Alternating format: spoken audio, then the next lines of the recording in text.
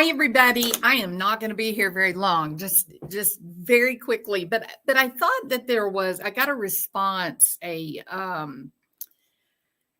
comment. Let me find the comment and I'm read it out loud, and then I'm going to respond to it because I do think, I mean, it's relevant. It's all the comments I get are relevant. I'm not saying that any are more or less relevant than the others, but it definitely brings up a good point for me that I want to kind of comment on. So this, I'm not going to say who left the comment, just one of the subscribers, right? And this is in reaction to the video that I did about the FBI's $50,000 reward fund, and that the guy in the green shirt said truth autism, that I thought that his mannerisms were curious. The things he said were very interesting. And so here's basically the reaction. I can agree with everything except your assertion or allusion to the fact that Seth is not involved. If Tony was hired by Chris and working against Seth, I would think Seth would be smart enough to see it for himself. Since he blatantly ignores the things that all the rest of us seem to be seeing, and you called it out in this video, then it tells me he is on board with it all, and perhaps to protect all of them involved in this conspiracy of abduction. And that truth autism man, his speech, especially the end where he says directly to Seth, "You are our leader. Anywhere that you go, we will go. And the following will only grow larger until we find Sebastian." Seth may be on camera at work, but it certainly doesn't mean others were not hired to carry it all out. True. He worked at a jail. Criminals reside there. Don't think they don't share information on who is willing to do certain things and how to pull off nefarious acts, basically. So thank you for your comment. I think that everything you said, I'm in agreement with. Like,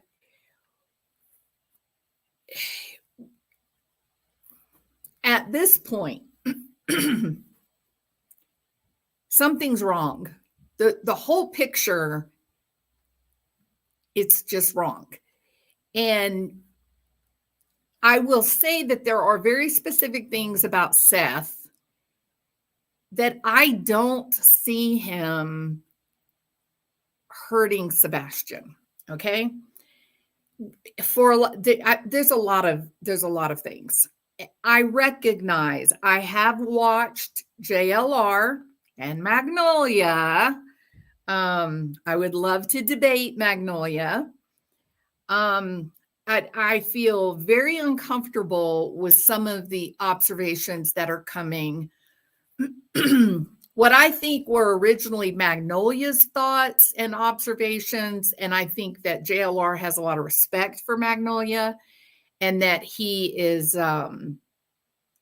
he's keeping an open mind, and he's trying to perhaps see things from her perspective. That's not a bad thing. I think if you're an intelligent person, you want to do that. Developing perspective depends on your ability to be comfortable considering ideas that may be different from your own. So I think there's some wisdom in that act. And just because you open your mind up and you accept, hey, maybe I'll try to understand this other person's perspective or their point of view. I will listen carefully and try to understand their point of view.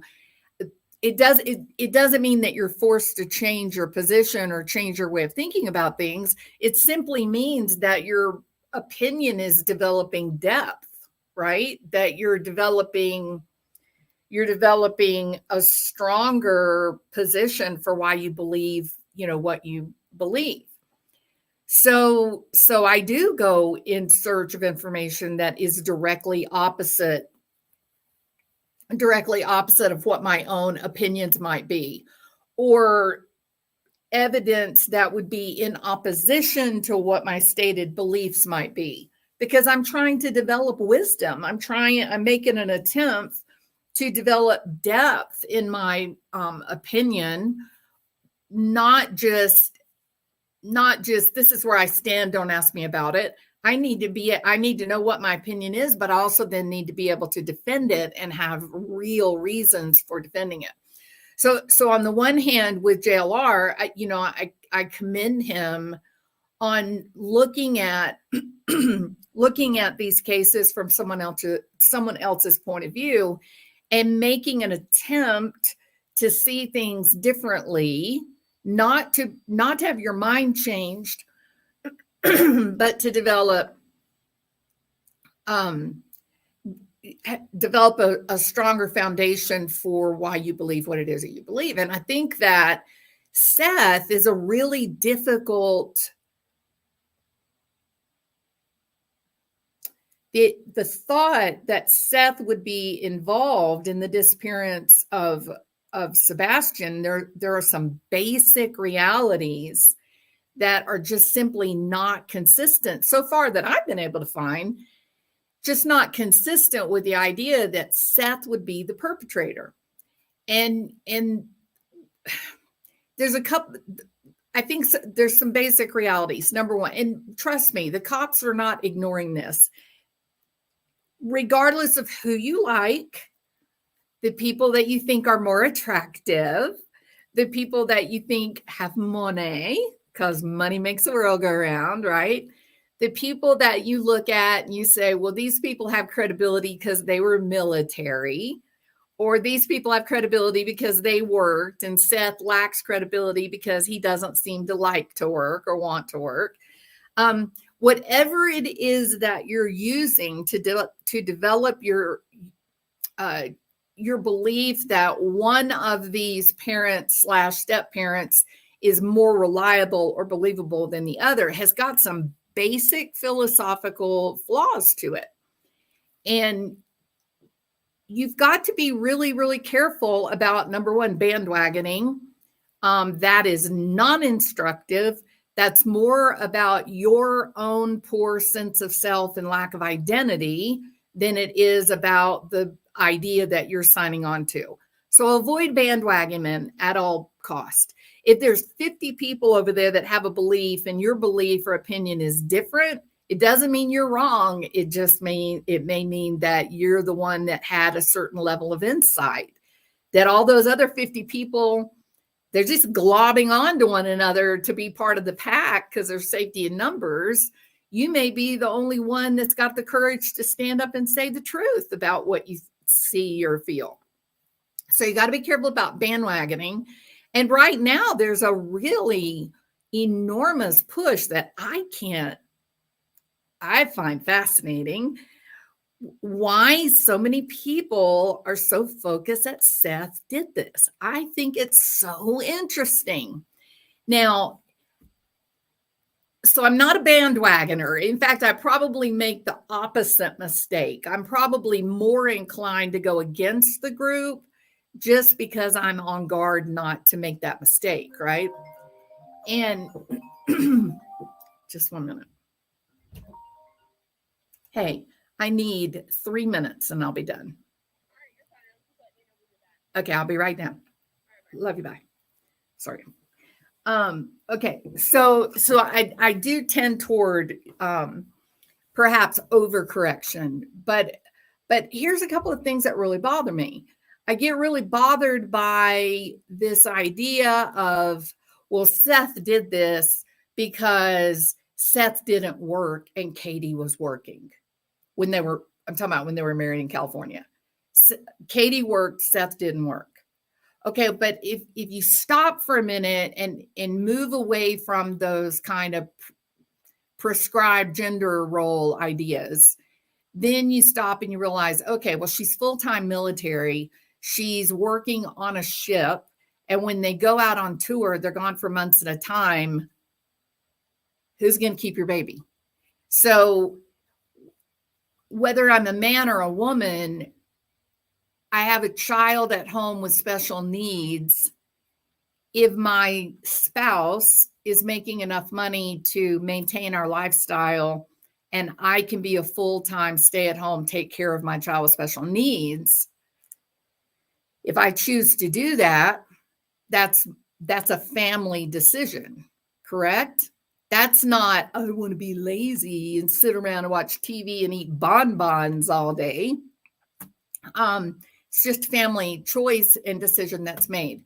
There are many, many kids with special needs that are being raised by grandparents, aunts, uncles, hired babysitters, many of them, to save them from the stressors of trying to acclimate to school, depending on what that child's needs are. So I don't think that is instructive. Yeah, I don't think anybody would question that if Seth was the one that was full-time Navy, out on a ship, gone for months at a time, no one would even bat an eye at, oh, Katie's full-time mom didn't work. Nobody would care. That is a gender role problem. So I discount that. I don't think that has anything to do with the price of eggs in China. The other thing that I think is improper application of information is no one verified whether or not Seth was going to get Sebastian. There was no legal change in documents, court-ordered visitation, or custody. What does that have to do with anything? I know, I don't know, dozens, maybe more families who have the court-ordered visitation prescribed by law. However, co-parenting, the two parents work very well co-parenting, and they simply work to make sure that the child enjoys a rich, full life and that the child's not missing out on important family events. And that if let's say I would need, for example, maybe I want to do a special training. And so I sign up for a 2-week training in Pennsylvania, but that's supposed to be my 2 weeks with my child. Then I call my co-parent and say, hey, I really want to do this training. Can your schedule open up? Do you think you could keep our child that 2 weeks so I could go do my training? And the good co-parent says, absolutely, that's great. I hope you enjoy your training. Yeah, our child can come over. I gotcha. A lot of co-parents just work really well together, and they don't ever feel the need to go back and get a court prescribed legal change in the documents, especially over age 13, because many times judges will just do whatever the 13, 14, 15-year-old kid is asking for anyway. The other part, the reason why I think that's a misapplication of fact, is that Katie herself, along with Chris, kind of approving by his silence, not providing an alternate opinion, was when Katie very clearly said, if Sebastian's got something going on, Seth will be there in the front row, the loudest cheerleader for Sebastian. She says it right out. Like, there's no hard feelings. There's no, for several days, Seth was staying at the house with Chris and Katie as they were looking for Sebastian. And I find it very curious, and I do think it is highly instructive that that Chris got very, very angry about the GoFundMe that was started, not for Sebastian, not a GoFundMe that was there for a reward fund for Sebastian. The money was, here's this guy, he doesn't have money. He's making, just a little above minimum wage, lives alone, and now he's trying to find his son. He's not working. Don't you have to pay the bills? If me or you, if we for some reason can't work for a month or whatever, hopefully, maybe we've got a little bit of savings, and we can cover that interim, that period of time. But what do you do if you don't? And I'm going to tell you this too. COVID killed so many savings accounts. It did. So many people lost their jobs. They went a year, 2 year, even sometimes 3 years unemployed, barely scraping by on unemployment money, using their savings to try to keep their mortgage, keep their house, and ended up losing everything, lost their house, no more savings left.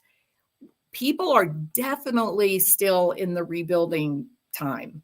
So there's no shame in not having an emergency fund. There's no shame in not having any money left in a 401k. We're just all trying to survive this horrific economic downturn that's occurred over the past 20 years. We're all battling this same nightmare. So the fact that his child is missing, and not just his child, but Katie's child, and he's got awareness. I don't have any money. My family members are not wealthy. They don't have any money. Let's face it, Christopher Proudfoot and Katie Proudfoot, if they run out of money, the Bowerstocks have money. Somebody can help them keep their mortgage going. Somebody can give them a place to live. But if you don't have that, you don't have that. You just don't. It would be impossible. The idea that I would stay in the same house with my ex-wife and her new husband. No, not even with my child missing. No, I would be in a hotel. Get a hotel, the closest one there to their house. I wouldn't be in their house with them, right? That's So probably, realistically, that probably had a lot to do with money, not being able to afford a whole hotel thing. So when Seth's sister did the GoFundMe, so he'd have some money, Chris got very angry and kicked him out of the house.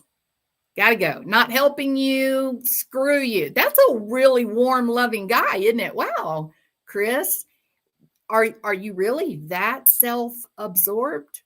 Are you that self-important that you have the belief that everybody has enough money to just not work, live in a hotel, no family that's got any cash that they can spare?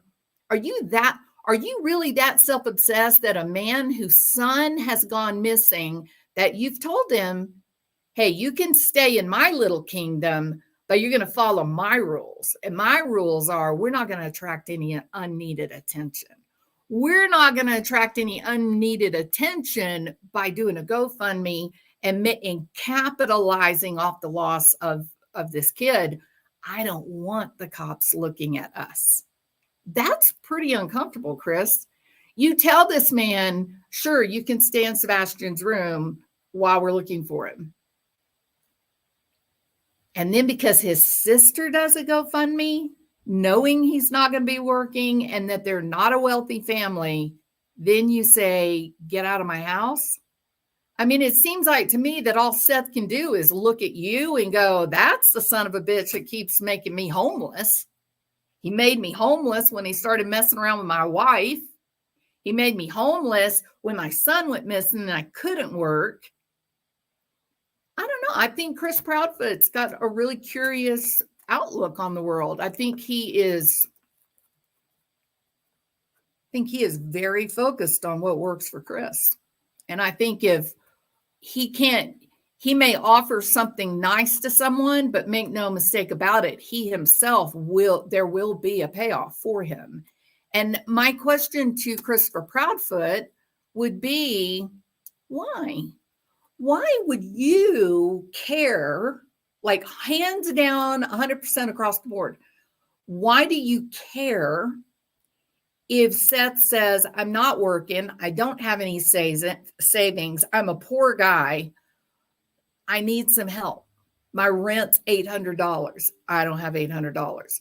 Why, Christopher Proudfoot, would you even give a damn? Why do you care? It's no reflection on you and Katie. You and Katie clearly have plenty of money.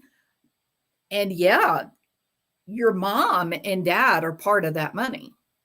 You got privilege, Chris.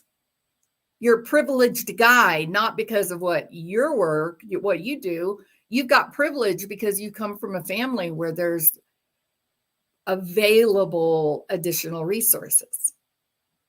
And yet, the guy who doesn't have that privilege, doesn't have that cushion, you become very punitive, even some might argue abusive. Why? That to me, Magnolia and JLR, that is very instructive. Why would Chris be so concerned about Seth getting some donations to help him pay for the bills? Why would he care? I mean, I know why I think he would care. I think he cares because he didn't want the cops looking at them. I think he cared because he didn't want the cops looking at this situation with Sebastian in any way suggesting that someone was getting benefit by this kid going missing. So there's a lot of these points, right? There's a lot of these points with this assault or this reputation type attack on Seth. Has he earned it? He's earned some of it. I think I've never seen a guy make more foolish choices and decisions in my life. He's made some very foolish, very curious alliances. Could be confidence, could be a lot of things. I'm not going to go into all that, but in terms of your kid going missing, I heard him that night on Web Sleuths. Yeah, Christopher Proudfoot, it's not Web Sluts. You said that before you rehabilitated your image to trick everyone on the internet that you're a great, warm, loving guy. Okay, I'm not tricked. I see you. I see Tony Mathis. I see what you guys are and how you operate. You did call Trisha, her show, you did call it Web Sluts more than once, twice, 3 times. And that was when you were completely out of control. You and Katie both intoxicated on the internet, talking on these channels. Not Seth doing that, Tony. Tony, you lied about your little buddy, Seth. You said he was the one that was going on shows making himself look foolish. No, you're wrong. That was Christopher Proudfoot, not Seth. And these things did not start happening with Seth until you became involved and you started blowing smoke towards Seth. Then Seth started acting out with aggression. I mean, it's fairly disgusting behavior. If you were really a spokesman, if you were really interested in Seth being healthy, you wouldn't be enticing him, stand up for yourself, be a man, be an asshole. You're being fooled. That's not a good friend. What you did is you manipulated Seth to begin to act like Christopher Proudfoot, as Christopher Proudfoot is withdrawing and pulling away from that persona that he demonstrated to the entire world. So Christopher Proudfoot, it's not Web Sluts, like you said, it's Web Sleuths. And Trisha is one of the most respected people in this whole true crime social media genre. And you're just flat out loser for the way that you spoke to both she and her friends that were on the panel that night. But during that panel, I heard Seth himself, and you shut him down, but I heard him. He wept, and he asked the most peculiar, strange question that I took me really by surprise. I don't get surprised very often, Christopher. But when Seth said, and I quote, "Katie, did you take him? Did you guys put him in a boot camp?" Now that is a question, isn't it?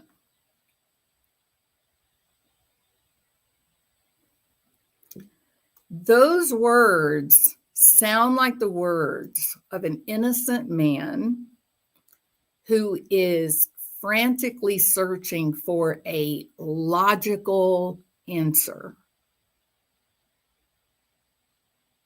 And it fits your personality, Christopher. So, I don't know, JLR. I'd be careful. I'd be real careful as you are exploring these alternate possibilities. Keep the facts front and center. Trisha, her show is Web Sleuths, and Christopher Proudfoot was absolutely consistent with that initial presentation that he gave us all. He is an angry, aggressive, controlling, abusive, teenage, infantile egomaniac. A grown man who believes it's appropriate to get on a public platform and disrespect a woman by calling her show Web Sluts. You're gross, Christopher. And it definitely shows that you objectify women. So, all right, that is all I wanted to say. I hope you guys have a really great afternoon. As you heard, I have very important people that are waiting for me. So I'm going to have to end this live. I hope that you guys will not do the whole bandwagoning thing. Decide where you stand, know the facts of this case, and be willing to have these conversations with people asking, what about the facts? And the fact is that Christopher Proudfoot has objectified women. He's been demeaning and demoralizing to women. We know that he called Sebastian a quotation marks. This hurts my soul to say this. These are my kids. These are my kids the satisfaction of working with these kids and seeing them become successful and moving forward.